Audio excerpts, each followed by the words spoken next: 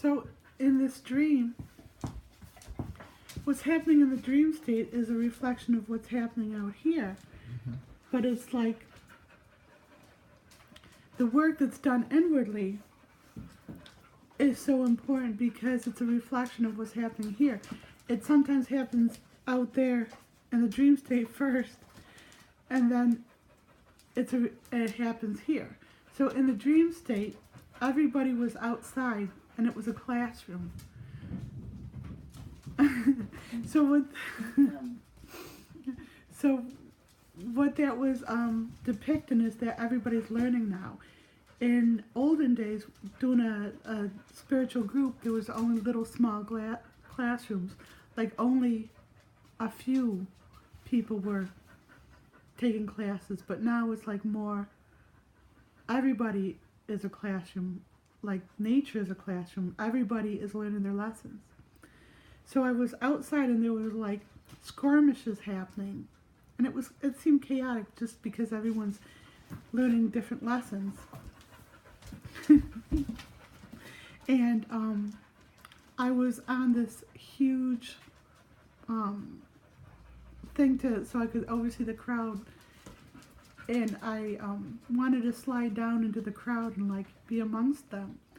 And there was a white, like a Aryan looking guy next to me, and he was very tall. And I asked him to help me down. He wouldn't. So I slid down on myself, and it was like really, precarious not to get hurt. And then there was a crowd of people fighting it, and it was reflective of what was happening in Florida, the hate groups. And he used the N-word. And he called to the crowd, and he used the N-word. And in front of me was this beautiful, weathered man of color. He looked older and wise, and he didn't budge, but I could just feel an inner wince from hearing that word. So in that dream, I challenged this huge man who was like 2 feet taller than me, and I said, "Don't use that word. That's offensive." And he grabbed me by my clothes and he picked me up off my feet and he was squeezing me and trying to squeeze the life out of me. And I was calling for help, and nobody in the crowd heard me. They saw me because they were all around, but they didn't hear me. And that's indicative of what happens in the world. The apathy is so thick, or has been so thick, that people don't hear other people's pain. They don't hear them crying for help.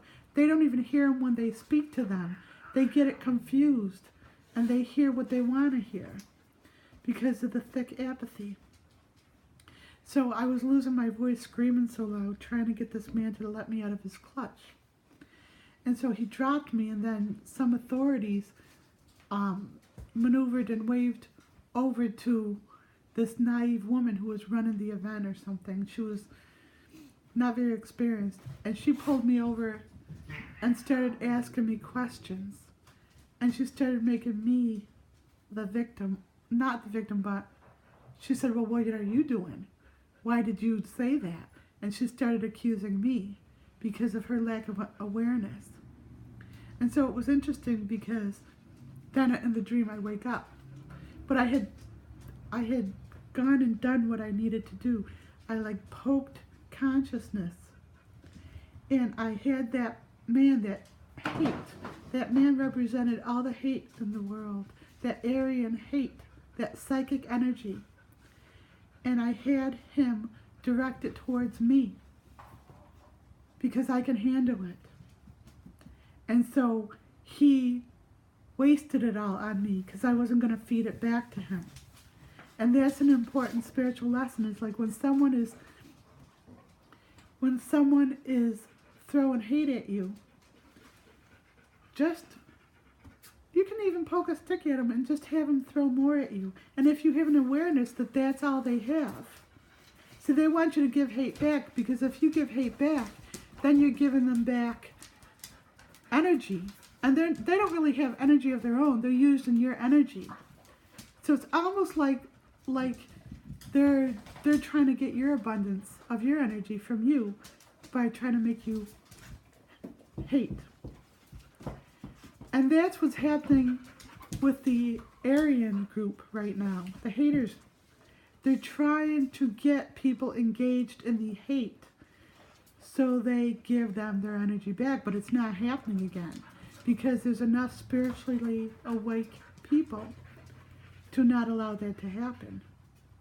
So just like in Boston, we flooded the hate group with love and made it a demonstration with love and made it peaceful just by outnumbering them. That's what we're doing in energy. What's going on, Rodney? Come see Mama. Rodney, what's going on? There's Rodney. What's going on, Rodney? Tell Mama. What's going on? You want to go outside? Okay. Rodney. Rodney would like it if someone opened the door for him. Can you? Yeah. Just Rodney, not the boys. No, not the boys, but you can just slit it a little bit and Rodney can get out. Go on, Rodney. He's going to open the door for you. All right. Good boy. And that's